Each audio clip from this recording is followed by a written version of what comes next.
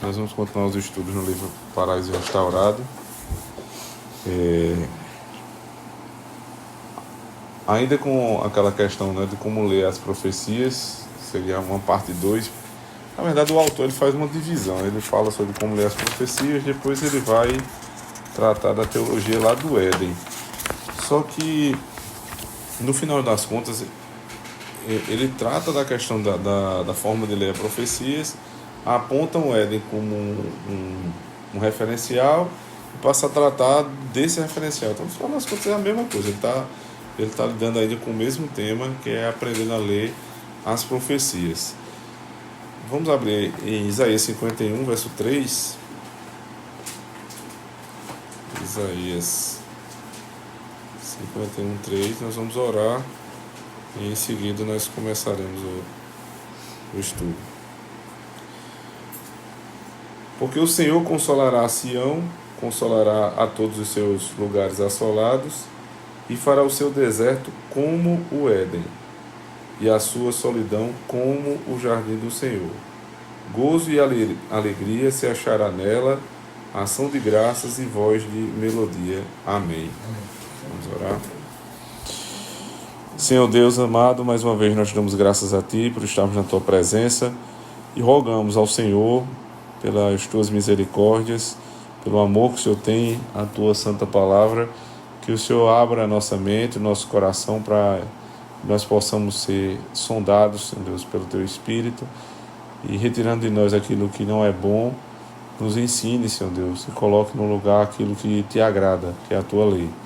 Nós possamos aprender a ler melhor as Escrituras, porque cuidando disto, Senhor Deus, certamente teremos nela o caminho da vida eterna. É assim que nós rogamos em Cristo nosso Senhor. Amém. Eu estava um tempo lá no começo do seminário, primeiro ano de seminário, a gente estava tendo as primeiras aulas de hermenêutica ainda, não era nem exegese. E no meio de uma discussão a respeito de uma expressão, eu realmente não me lembro a expressão, mas pode ser qualquer uma, isso é irrelevante. Por exemplo, a expressão coração. Iniciou-se uma discussão lá porque um aluno disse, não, mas o significado de coração não é esse, é tal coisa. E o professor estava fazendo um esforço para mostrar que não existe um único significado de uma palavra. Existem vários significados, a palavra precisa estar dentro de um contexto, e o sujeito estava lá se apegando àquele significado do vocábulo e dizendo, não, isso aqui tem que ser entendido dessa maneira. Isso demarca uma falta de compreensão infantil. Isso é um erro infantil provocado por falta de compreensão linguística.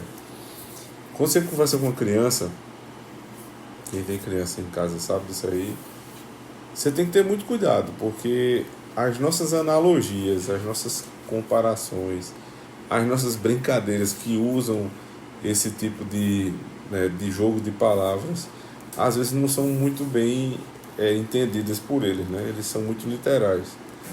Quando você diz assim, rapaz, estou morrendo de fome, com o passar do tempo a criança vai aprender, mas talvez na primeira vez ela estranha, está morrendo, papai está morrendo, né? Ela é muito literal. Rapaz, estou com uma raiva, dá vontade de matar fulano. Papai, matar não pode matar, quebra do mandamento.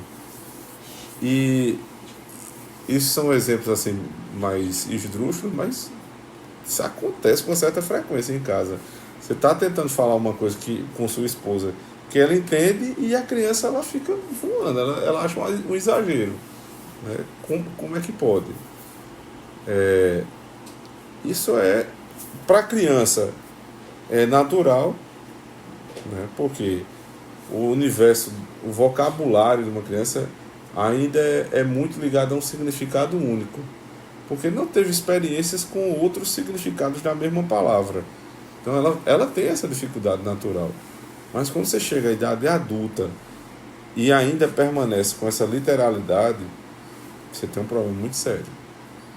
Porque você não vai conseguir se comunicar bem, né?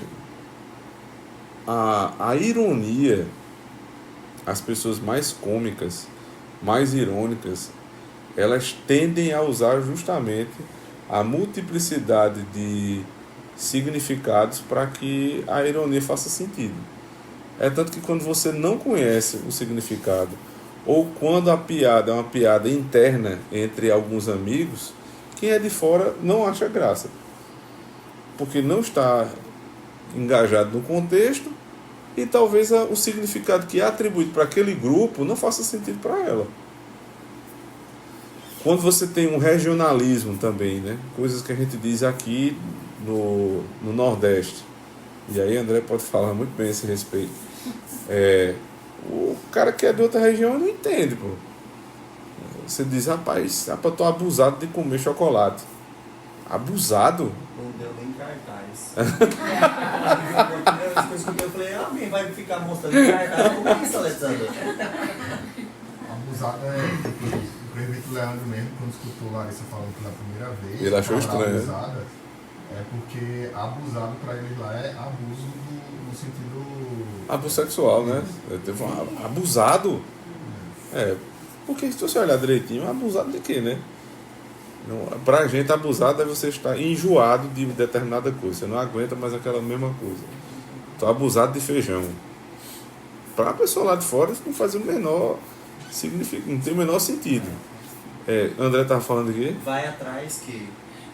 Vai atrás. Vai atrás. Vai atrás. Vai atrás que fulano. Vai atrás. A primeira vez que ela disse que dava lua de mel, eu achei que tinha uma coisa atrás da cama. Atrás aonde, Alessandro? Vai atrás de onde? Vai atrás, né? Mas todo dia tem uma expressão nova. Tem outro dialeto aqui. Moído, né? Rapaz, isso é muito moído esse negócio aí. É um moído danado. Chalerar. Mas tem um que eu fiquei impressionado, que é arrodear, que o povo não sabia o que era. Às vezes eu falo, tô morrendo de fome. Aí assim, ele ia pela literalidade, tudo morrendo, tu não tá morrendo de fome. Pare com isso. Ela tinha essa expressão. Porque aqui é bem comum. É comum, A gente diz que tá morrendo de fome. O nordestino ele tende a ser muito exagerado, né? Então quem é de fora sofre muito. E lá, se a gente for lá também no Paraná, vai sofrer com algumas expressões que para eles são muito comuns e para a gente não faz o menor sentido. Eu me lembro que, acho que eu já contei isso aqui em alguns de vocês, no Rio, eu estava contando lá, no meio do pessoal da igreja do Pastor Oreb, eu contando uma história bem animada assim, eu cheguei no lugar, tava... e eu esperando que o pessoal risse. Aí eles ficaram assim. Aí eu disse, meu amigo, demais, era pra... Aí eles fizeram, o que é isso? O que é isso? Notado. O que é Notado. Aí isso é uma pessoa batendo na outra. Era gente. Era. Eu rio em casa. Toda vez que eu voltei pro Rio, pra Guerra do Pastor Aurélio, eu chego que tá o povo assim. Eu também falo a mesma coisa. Não faz sentido pra ele, mas pra gente entender, né? É uma pessoa batendo na outra, né? Tanta gente que... Mas o pior foi aqui, no acampamento de carnaval que a gente fez uma vez. Sim. O pessoal do Marcelo tava aqui, a gente falando de um livro. Aí a gente falou, rapaz, aquele livro é imoral, pô, imoral. Aí ficou todo mundo... Aí, O livro de fulano... De fulano. Pô, é imoral. Livro, os caras tudo... Mas eu li, eu não vi, não. Eu não vi nada disso. Mas não viu o que? Não vi nada de moral, não. Moralidade é uma coisa que não é moral, né? É uma coisa que está fora da moralidade que se espera. Mas isso se dá porque assim, a linguística é uma coisa muito interessante, né? A função da língua é exprimir a realidade, é fazer com que a realidade seja expressa em palavras. E é difícil demais expressar as coisas em palavras, né? Aí às vezes o cara vai pra lá. Achou que é isso, Alessandro? Porque é exatamente isso que acontece. Acontece, né? Pois é, já passei muitos micos desses assim. Não vou dizer todo dia, mas semanalmente tem uma pérola. Né? Semanalmente. E, uma pérola. então, para que serve a língua? A língua é um modo de você expressar aquilo que você... expressar a realidade, né? Você vê, por exemplo, aquilo ali é um armário. Aí, se você não souber o que é a palavra armário, dá para explicar o que é um armário? Vai demorar, viu? Um lugar onde a gente que constrói para poder guardar coisas. Mas dá para explicar, né? Dá, mas poderia ser uma gaveta, né? Exato. Isso não é uma gaveta? Não, isso não é um depósito. Isso não é um né? depósito. Tem outras palavras que explicam, mas isso é metalinguagem. Metalinguagem é mais difícil do que a linguagem. Descreva você, quem você é em 5 minutos. Descreva aí que eu duvido. É dificílimo, muito difícil. Descrever uma coisa, uma pessoa é muito difícil, porque você vai... Não é a linguagem normal, é a linguagem da linguagem. A linguagem que explica a linguagem. É mais complexa ainda. Então a criança ela não consegue fazer metalinguagem e a linguagem da criança é extremamente literal. Isso denota uma pobreza linguística, que para a criança é normal. Não é esperado que uma criança, dependendo da idade, claro, tenha compreensão de determinadas nuances da língua. Por outro lado, por isso que é tão importante na educação dos filhos começar com a gramática. É por isso que a educação clássica faz esse caminho. A educação moderna ela quer explicar um zilhão de coisas para a criança. Português, um pouquinho de português, mas geografia, história, ciências, aí biologia, um monte de leseira, entre aspas, é leseira para aquele momento da formação e esquece do principal, que é a linguística, que é a gramática. E é por isso que todo o nosso esforço é para fazer o contrário. Né? E o pessoal às vezes não entende, diz assim, para que essa carreira de ensinar a criança a ler tão cedo? Para que ensinar uma criança de 4 anos? Para que a criança de 4 anos quer saber ler? Não é assim, né? Não é por isso, não é porque a gente acha bonitinho. É porque o caminho pelo qual você consegue ser uma pessoa inteligente, você treina a sua inteligência, é por meio da linguística. Você precisa dominar a língua. A língua, juntamente com o imaginário, são as duas matérias-primas do pensamento. Certo? Como é que a gente pensa? A gente pensa tendo como fundamento uma língua. Você vai estruturar o pensamento, não é um vácuo. É por isso que o pessoal diz assim, o pessoal passa 15 dias nos Estados Unidos e volta dizendo assim, como é mesmo essa palavra em português?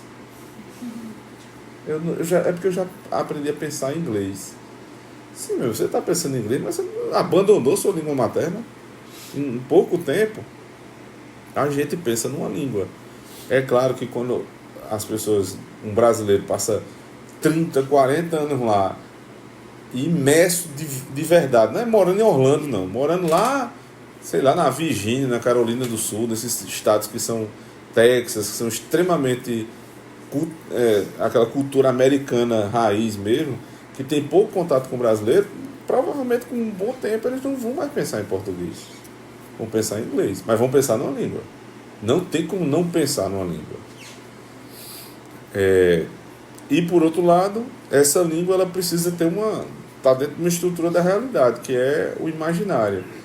Quanto mais você tem contato com narrativas logo cedo, narrativas clássicas, textos que lhe colocam dentro de problemáticas de outro personagem, faz com que você olhe para aquele personagem e sinta-se ali dentro daquela história, e posteriormente, quando você estiver passando por algum problema, tudo aquilo que você aprendeu na literatura vai voltar para a sua mente e vai lhe servir para imaginar a solução daqueles problemas. Você vai pensar numa língua e vai pensar também a partir daquele repertório que você já tem.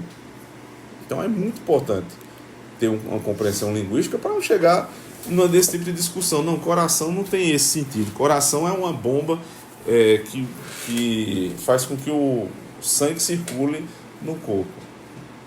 Mas podia ser a panturrilha também, né? O pessoal diz que faz recircular. Né? Poderia ser uma bomba artificial. que eu não sei nem qual é o nome que tem, mas existe, que pode ser colocado no coração para fazer a vez do coração. Então, não é assim. A nossa língua, inclusive, ela é muito boa nisso. A língua portuguesa, ela nos dá a capacidade de ter inúmeros significados para a mesma palavra. E se for juntar com o nordestinês, aí é que dá mesmo, né? Por exemplo, manga pode ser uma fruta, manga pode ser uma parte de uma camisa, e manga pode ser um verbo também, né? Mangá. Tu sabia disso, André? Antes não, né? Aprendeu aqui. Fulano tá mangando de ciclano. Tá zoando, né? Tá tirando brincadeira com ciclano. A gente usa esse tipo de... Eu não sei nem se os dicionários reconhecem isso, mas a gente usa. E o fato da língua viva ela está utilizando, aquilo ali virou uma expressão, né? Mas para que a gente possa entender como as palavras elas se apresentam, infelizmente eu não tenho como desenhar, mas se eu fosse desenhar, eu desenharia um triângulo para explicar como a gente entende as expressões. Cada palavra ela tem 3 aspectos: signo, significado e referente, certo? O que é o signo? É aquele símbolo que você escreve. Por exemplo, a palavra... Diga uma palavra aí. Casa. Hã? Casa. Casa. Pronto, aí eu escreveria aqui casa. Aquilo ali é uma... Quando eu escrever casa num quadro, aquilo é uma casa? Aquilo ali é o quê? É um símbolo que aponta para casa. Quando você olha aquele símbolo, você lembra de uma casa. Mas se eu desenhasse uma casa também e perguntasse, isso aqui é o quê? Você diria o quê? É uma casa. Porque aquilo também não é uma casa. É um símbolo. Só que nós convencionamos simbolizar a casa não pelo desenho, por aquele desenho, mas por outro desenho, que é o vocabulário, não, os vocábulos do português. No caso, as letras do português que se juntam e formam a palavra casa, certo? Só que aquilo que está escrito no quadro não é uma casa, é um símbolo da casa, é o que aponta para a casa. Se eu escrever aqui o número 3, aí eu pergunto aqui, o que é isso aqui? Era o quê? Aí todo mundo vai dizer, é um 3. Ah, é? Então isso aqui é o 3. É. Aí se eu apagar o 3, e agora? Aí não, agora não é nada. Aí então quer dizer que o 3 desapareceu? Não existe mais o 3? Não, existe o 3. O 3 aqui era só um símbolo. Porque eu podia ter feito assim, eu podia ter pego 3 celulares um do lado do outro e mostrado o 3.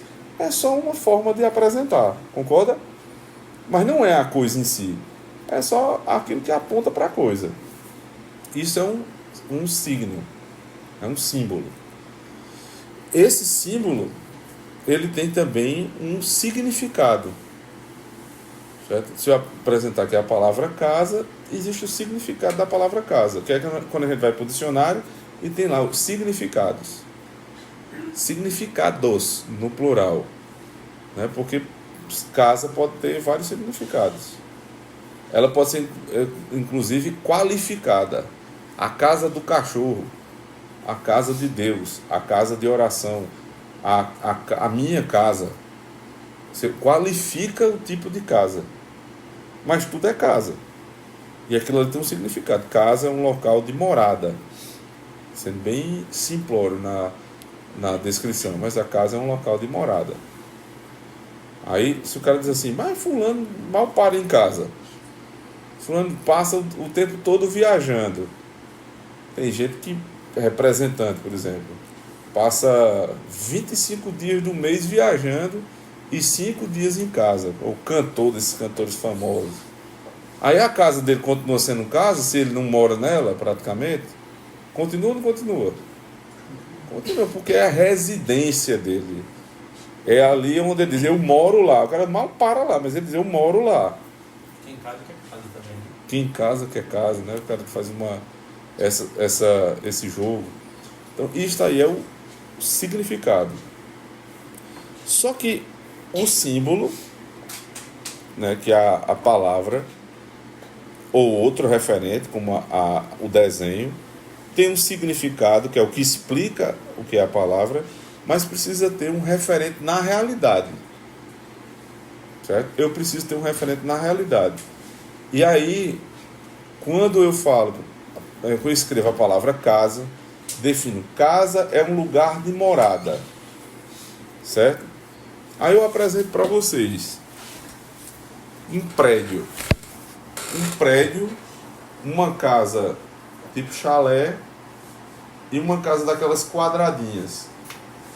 Aí eu pergunto para vocês, os três são casas? Aí o mais literalista vai dizer o quê? Isso aqui é um prédio. Mas pelo significado, o outro poderia dizer, mas pelo significado é uma casa. É uma casa. Não é um lugar de morada? O lugar de morada do sujeito é um apartamento. Então é uma casa. Não, mas casa não. Casa é um lugar de morada individual. Não é a qualificação. Né? A minha casa... Tu mora em apartamento? Os três aqui moram em apartamento. Vocês, quando dizem, eu vou pra minha casa ou vou pro meu apartamento? Eu vou lá pra casa. Vai lá pra casa, pô. Às vezes você viaja no hotel, você vai pra casa. Pô, eu vou morar pra casa. Porque o tipo de casa não importa. A gente definiu que casa é um lugar de morada.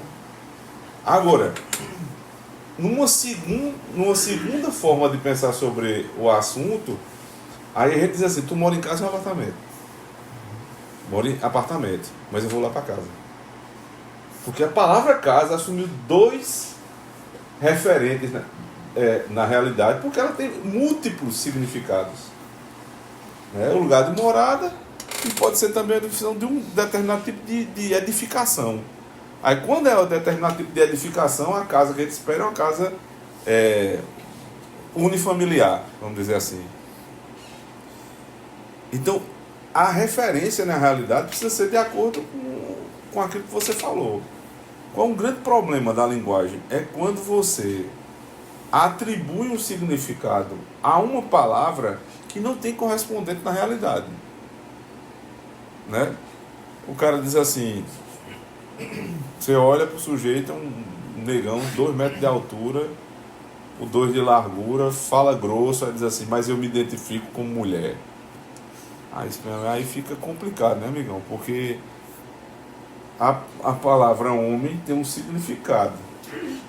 E quando eu olho para você, o significado não aparece. Aliás, quando eu olho para você dizendo que é mulher, o significado não aparece. O que aparece é um homem. Não, mas eu sou mulher, eu me identifico como mulher.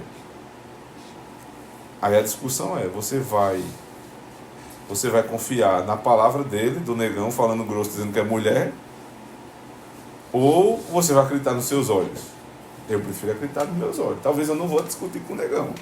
Eu até chamo ele de mulher, né? Dependendo da confusão que for, até chamo de mulher. Mas eu sei que não é.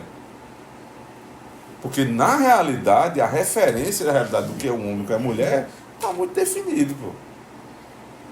Agora, é verdade que às vezes a realidade não se apresenta tão bem assim.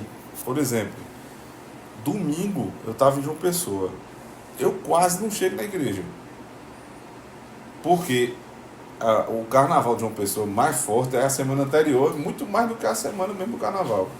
Então domingo já estava lá, bloco um por cima do outro. A gente indo para a igreja, viu um monte de bagaceira lá. E o que a gente mais viu foi homem vestido de mulher. Porque foi as virgens. As virgens naquele dia, né? Homem vestido de mulher. Uma coisa terrível. E tem uns que fazem esforço para parecer mulher mesmo. Para você não entender mais. Pô. Então você olhar para, rapaz, isso é um homem ou uma mulher? Isso é uma confusão na cabeça da gente. Porque você reconhece o que é um homem, segundo o significado que a palavra tem, mas você olha, é ou não é? É difícil. Como é que eu vou lidar com uma situação como essa? Mas no final das contas, se fosse feita uma investigação um pouquinho maior, a gente ia saber que era um homem. Talvez se ele falasse, talvez se a gente chegasse perto e visse pelo nos braços. Existem alguns apontamentos mostrando que aquilo ali não é uma mulher, é um homem, né? Porque no final das contas a realidade vai aparecer, a realidade vai dizer o que as coisas são. Então, nessa época que a gente vive, a maior de todas as nossas lutas é chamar as coisas como elas são. É muito difícil isso hoje em dia. Porque o esforço do mundo é o contrário. Quando esse governo federal ganhou, qual era o mote deles, né? É o amor venceu. Aí, o que é o amor? O amor é a esquerda, né, que matou milhões de pessoas ao longo da história, perseguiu a igreja, fez atrocidades aí em vários países. Isso é amor? Para eles é. Mas o amor não é justamente o contrário. O amor não é baseado naquilo que Cristo fez, não é? O amor não é servo, não é aquele que serve, e os caras vieram para se servir, porque eles pegaram um valor cristão e ressignificaram. Não é mais isso, agora é isso aqui. Democracia, né? A democracia venceu. Quem falar contrário é preso, mas é por bem da democracia. Exatamente. Olha, se você falar contrário do que eu estou dizendo, eu vou lhe matar, mas eu vou lhe matar porque eu lhe amo. Só por conta disso, eu vou matar porque eu amo. Eu quero tanto bem a você e a sua família que eu vou matar vocês tudinho para vocês não acabarem com a democracia. Então é esse tipo de discussão que a gente precisa ter muito cuidado. As coisas estão sendo chamadas daquilo que elas não são. Certo? O sujeito o sujeito é meio, sei lá, um homem frouxo. O cara não chama de um homem de frouxo, chama de quê? Bom. É porque tu ainda tá bem aí na... Não, chama de educado. O fulano é muito educado. Pode ser que seja, às vezes não é, às vezes é porque o cara é frouxo mesmo.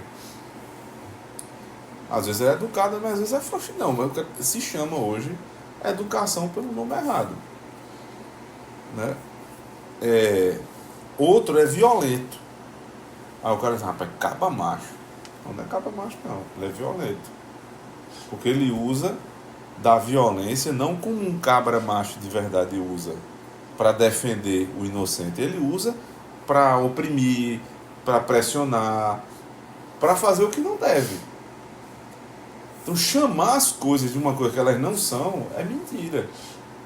E mentira é uma coisa que Deus não se agrada, como a gente sabe, né? É quebra do nono mandamento. Pensem bem nisso, irmãos. Olha, tem um livro que eu já citei outras vezes aqui, de George Orwell, 1984. Ele é um cara que está num período em que o totalitarismo tomou conta do lugar onde ele morava, e ele trabalha no Ministério da Verdade. O Ministério da Verdade é o seguinte, é uma repartição do governo que pega qualquer notícia que for contrária ao governo,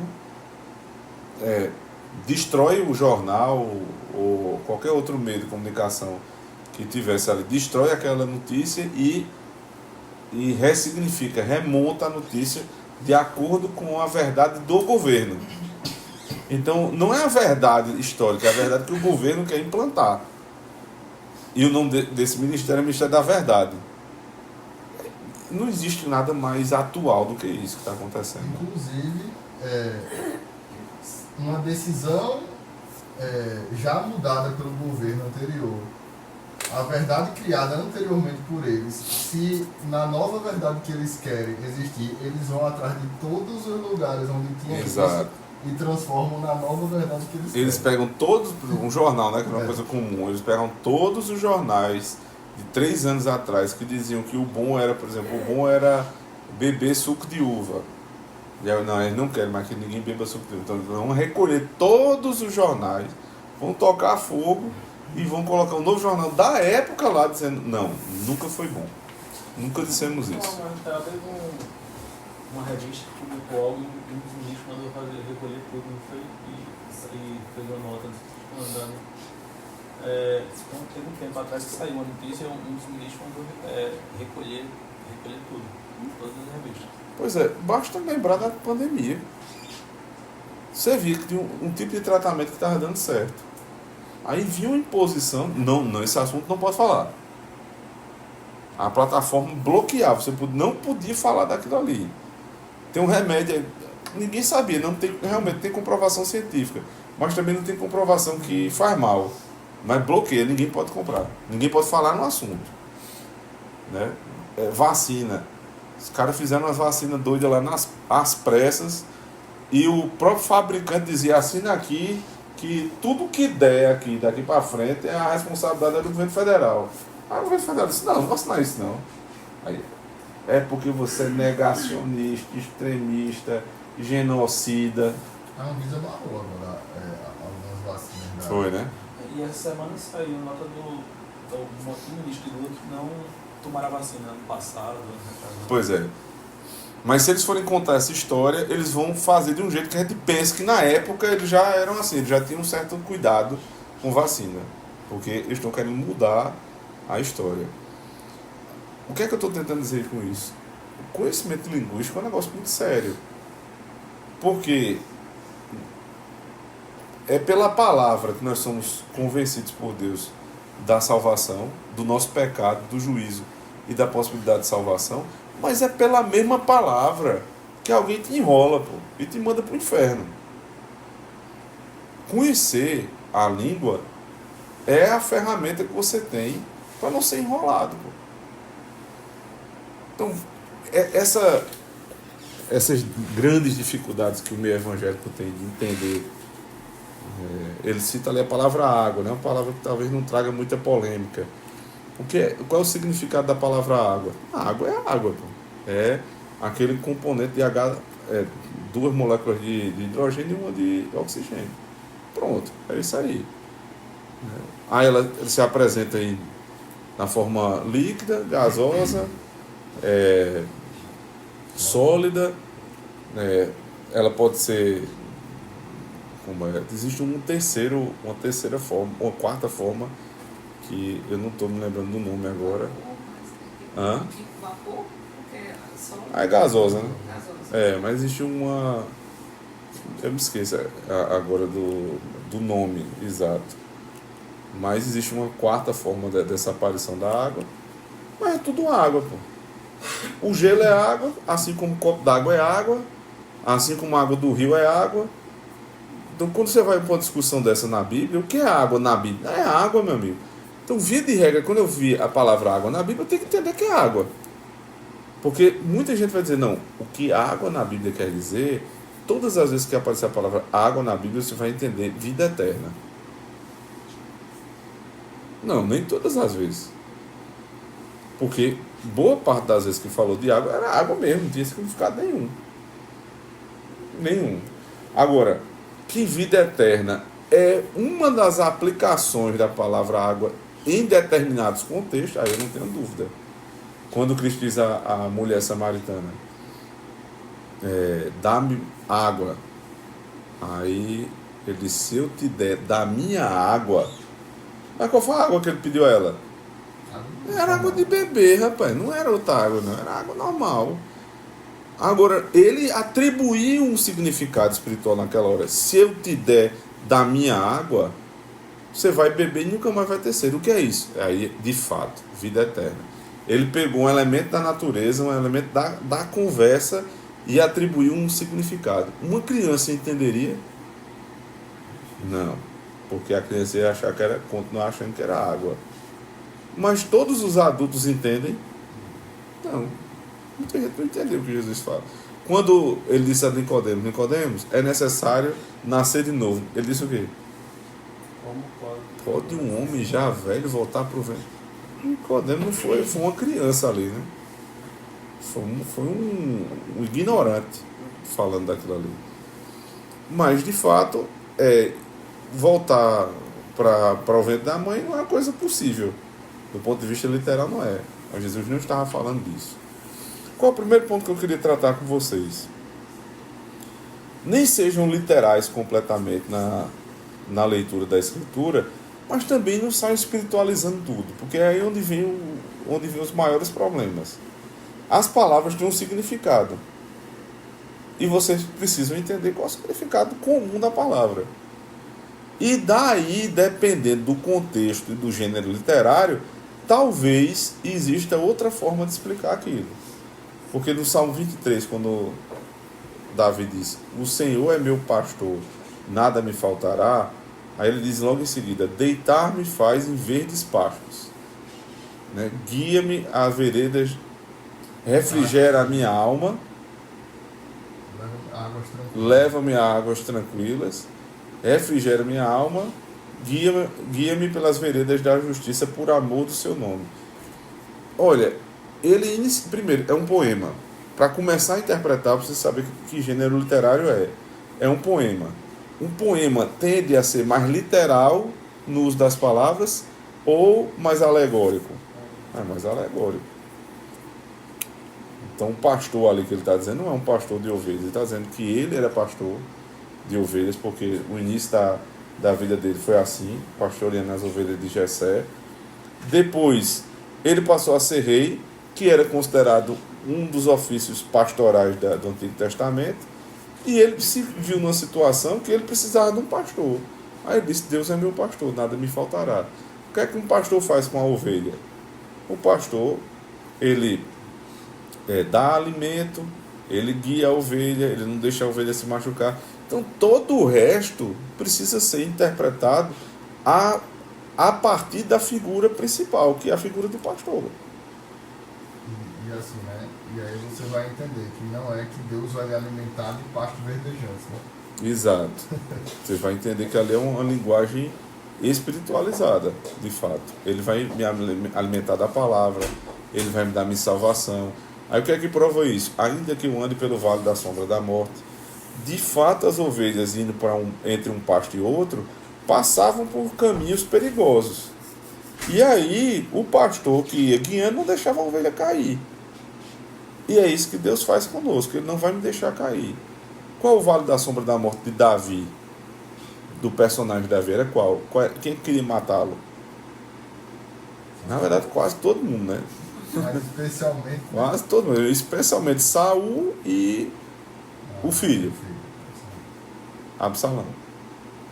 Somente. Ele tinha um filho e um amigo, que era amigo, que virou inimigo. Então, o vale da sombra da morte para ele era aquilo ali. Aí ele está dizendo: eu vou confiar porque o Deus que me trouxe até aqui vai continuar me guiando. E tem mais, no final eu vou ver os meus inimigos todos amarrados e eu vou ter um grande banquete com o meu Senhor. No final das contas é isso que vai acontecer, se eu confiar em Deus.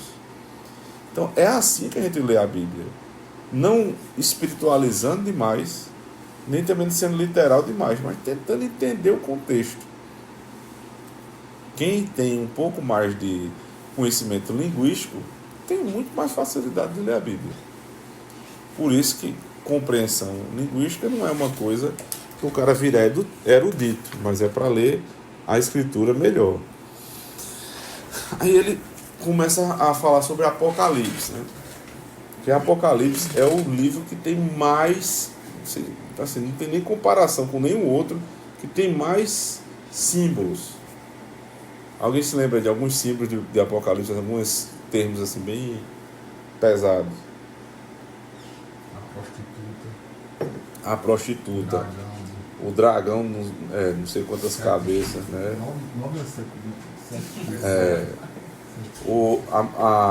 A mulher com dores de parto, a prostituta, tu falou, né?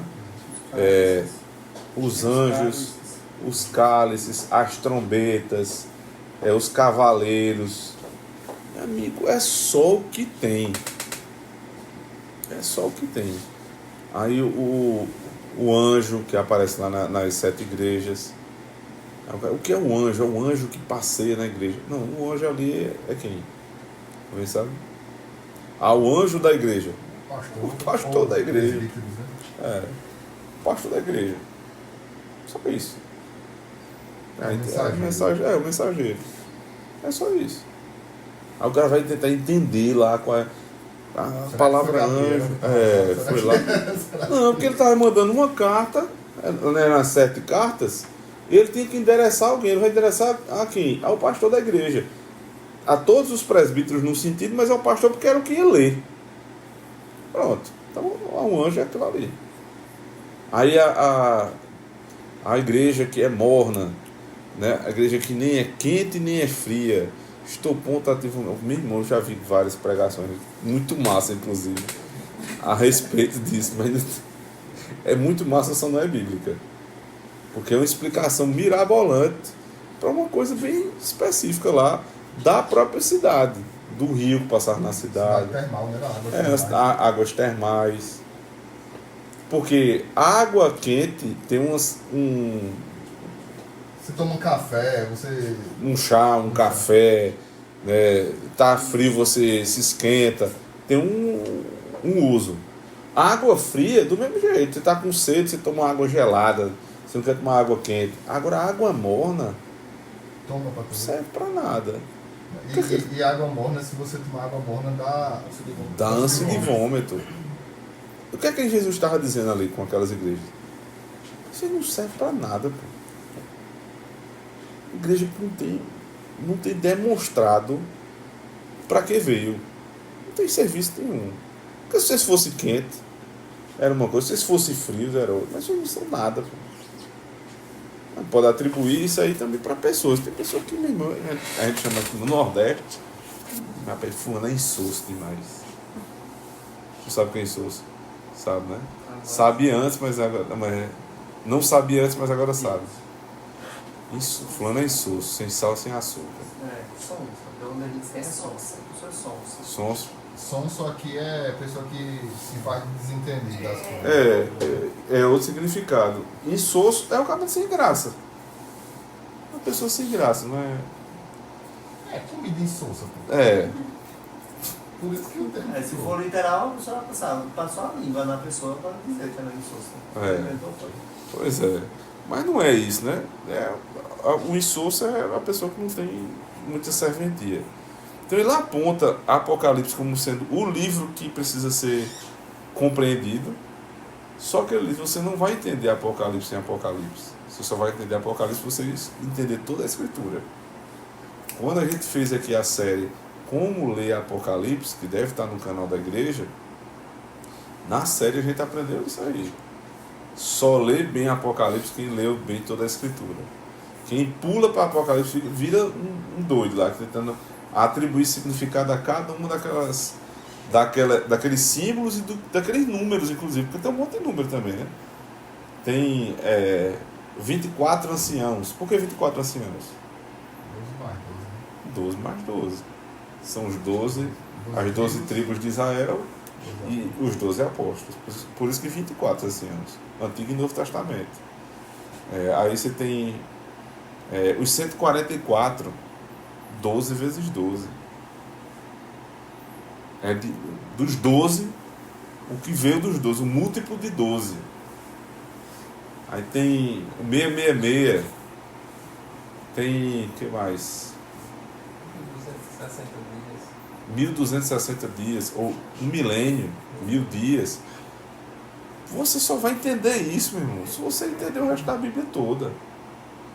Mas como dificilmente alguém vai ter essa compreensão da Escritura toda, ele diz, rapaz, então já não dá para entender tudo, faça o seguinte, volte lá para Gênesis. Gênesis 1, 2 e 3. Amigo, se você quer aprender a Escritura, domine Gênesis 1, 2 e 3.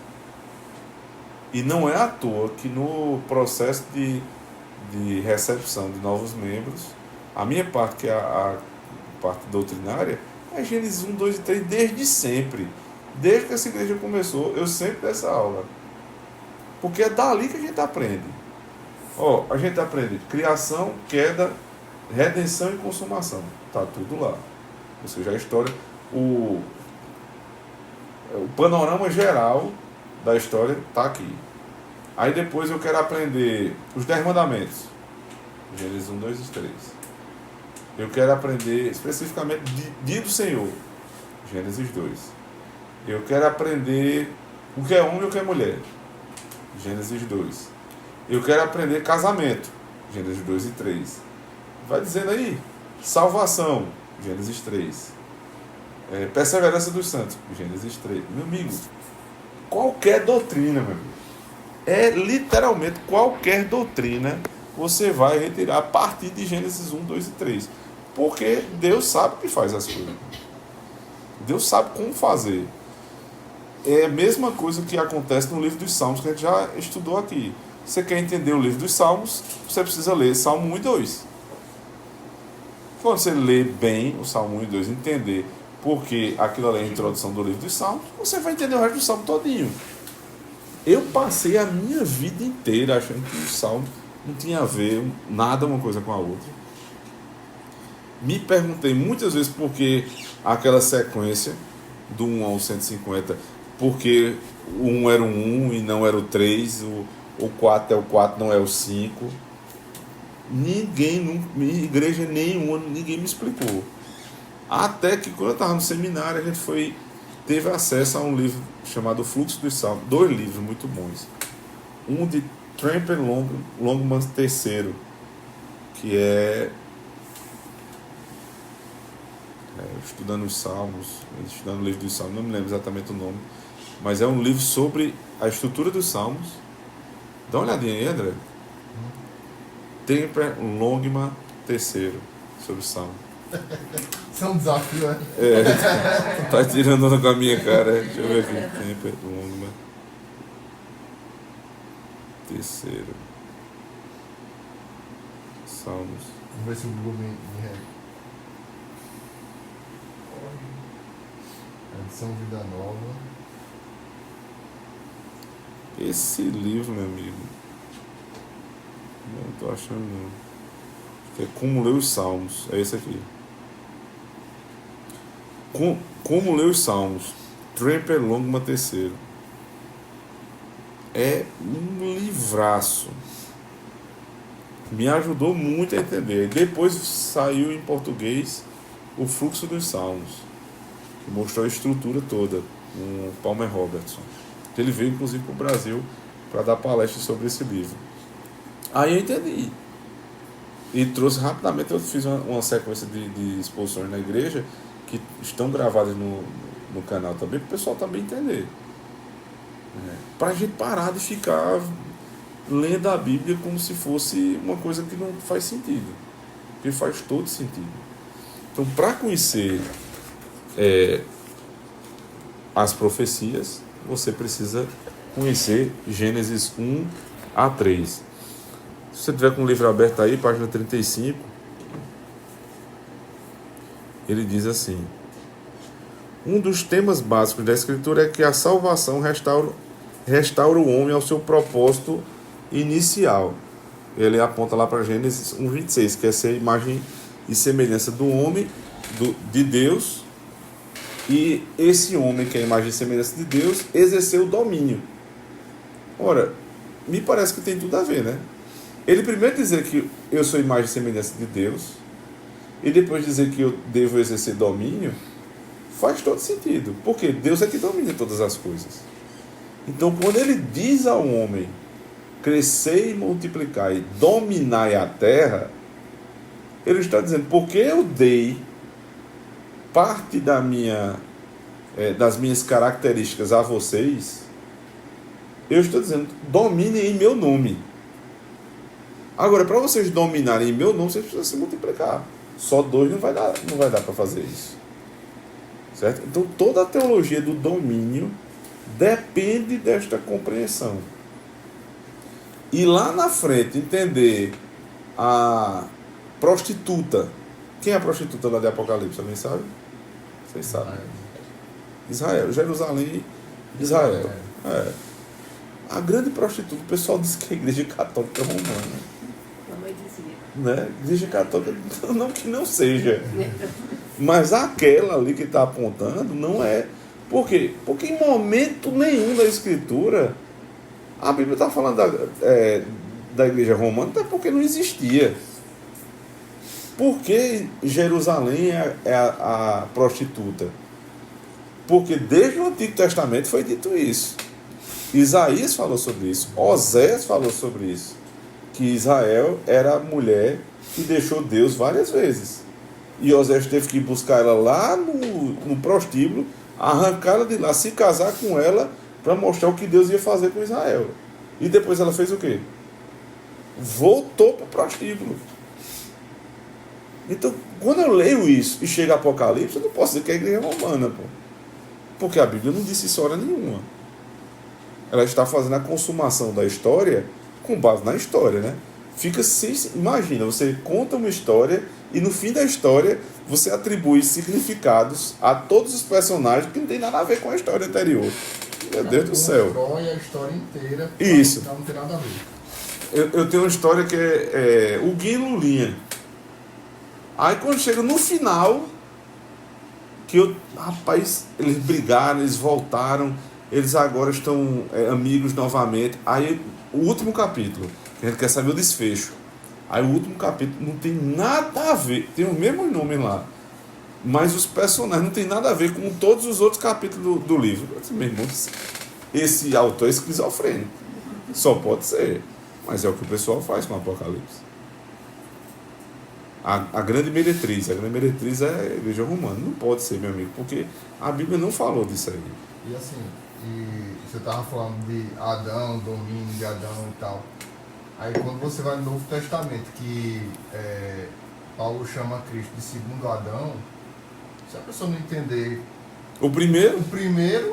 Não vai entender o segundo. Vai entender o que ele quer dizer com o segundo Adão. Né? Aí eu fico... Realmente, é um negócio que eu queria perguntar ao pessoal que não é aliancista. Rapaz, como é que vocês entendem aí Romanos 5, né? Porque só tem como entender o segundo Adão tendo a consciência que o primeiro Adão é representante pactual. O cara não entende isso e mesmo assim ele, sei lá, porque Deus é bom e esse povo é salvo mesmo. Né? Mas não faz sentido não. Aí veja só, quando a gente fala da grande meretriz, que é uma cidade, qual é a outra cidade que o Apocalipse fala? Mas é o nome da cidade. Não, a cidade Jerusalém que é o contraponto dessa primeira, da meretriz. Tem a meretriz. Aqui tem várias cidades. Calma. Não é para citar todas não. Calma, amado. Que é o seguinte, a gente está falando da meretriz, certo? Que é a mulher da prostituição. Então, o antítipo disso precisa ser uma mulher santa, não é isso? Precisa ser uma mulher fiel. Quem é a mulher fiel de Apocalipse? É Jerusalém celestial. A que vem descendo do céu, lá em Apocalipse 21, a que vem descendo do céu ela é perfeita, ela é imaculada. Por quê? Porque Paulo já tinha dito lá aos Efésios, quando estava tratando do casamento, eu não estou me referindo a casamento, mas a Cristo e a igreja. Só que quando ele foi falar do trabalho do homem, ele disse, o homem é o que vai entregar a esposa imaculada, perfeita, sem ruga. Só que ele está dizendo que é Cristo. Ou seja, aquela mulher lá de Apocalipse 19, Apocalipse 21, é a Jerusalém Celestial. A Jerusalém Celestial não é uma cidade, simplesmente. É a composição da igreja. É a igreja verdadeira e o anticristo. São as duas cidades. O céu e o inferno. Percebe? Tem outras cidades que eu não vou entrar aqui. Né? Não vamos. Bicho quis tirar do fundo do baú cada uma das cidades. Então a gente só vai se apegar a essas duas aqui. Mas só para vocês terem uma ideia, tudo isso está atrás, já foi apresentado. Pô. Apocalipse é o desfecho da história. Então o desfecho da história tem que ver com a história. E lá desde o Éden também esse significado foi apresentado. Por quê? Porque o Éden era um jardim. Mas Deus disse que não queria um jardim somente. Deus disse domina a terra. Ou seja, o jardim precisa se tornar uma cidade. A gente não vai morar num jardim a vida inteira. A gente tem que construir uma cidade. Então o pessoal que diz assim, rapaz, eu vou morar no campo porque eu estou voltando às nossas origens. Não, meu amigo. Você quer morar num sítio, beleza, tudo bem, porque tem suas vantagens, eu também queria.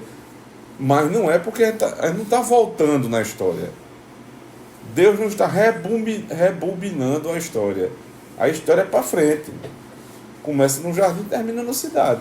O negócio é que a gente foi construindo a cidade, a gente destruiu a cidade. Né? Quando Adão e Eva pecam, o jardim de Deus, que deveria virar uma cidade, foi destruído. Aí ele bota para fora e diz: em Cristo eu vou construir agora o mundo. Não é mais no primeiro Adão, mas é no segundo. E se o primeiro Adão tinha uma determinada missão que falhou, o segundo Adão que não falha vai fazer a missão completada? Vai fazer a missão, será completada. E como os que estão em Adão têm a autorização dele e tem a ordem dele para fazer a missão que o segundo Adão deu, então o que é que a gente está fazendo na Terra? Não foi muito claro. Pareceu retórica, né? Pareceu retórica. Não era para vocês responderem. O primeiro Adão recebeu a ordem de dominar a terra, mas ele falhou. Ele falhou, foi expulso do Éden, o Éden foi destruído. Aí Deus levantou um segundo Adão, que é Cristo. Todos os que estão no segundo Adão, o segundo Adão recebeu a mesma ordem, dominar a terra. Só que ele vai dominar a terra por meio dos que ele enviou. Então qual é a nossa obrigação na terra? Dominar. Entendeu? Por isso que a gente fala de reconstrução do mundo por meio da igreja, do evangelho, porque é a única coisa que tem para fazer na terra. É dominar a terra. Quando a igreja esqueceu a teologia do domínio, a igreja não sabe o que fazer mais na terra. Pode olhar se os crentes não são exatamente isso. Os crentes, eles vão para o céu, pela misericórdia de Deus, todos nós vamos. Mas quando você diz assim, o que é que vocês estão fazendo aqui na terra? A maioria não sabe, ou a resposta que vai dar é, de repente, estou esperando Jesus voltar. Quer dizer, a gente é passageiro, no sentido de um ônibus. A gente simplesmente sentou lá no ônibus, está deixando, a teologia de Zeca Pagodinho, né?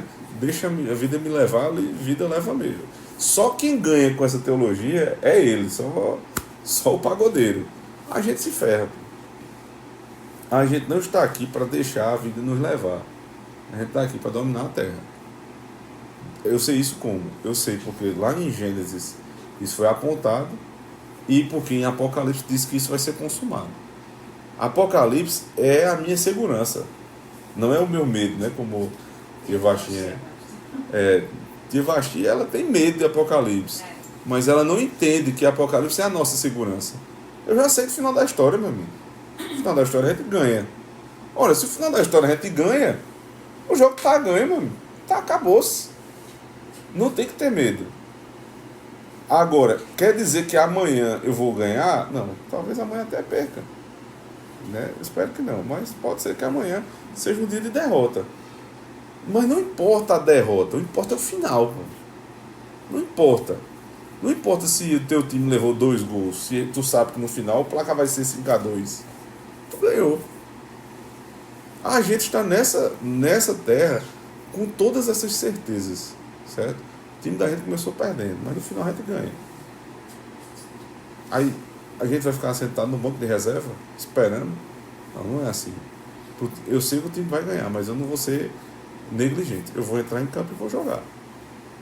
É para isso que a igreja está aqui. É assim que a gente lê a Bíblia.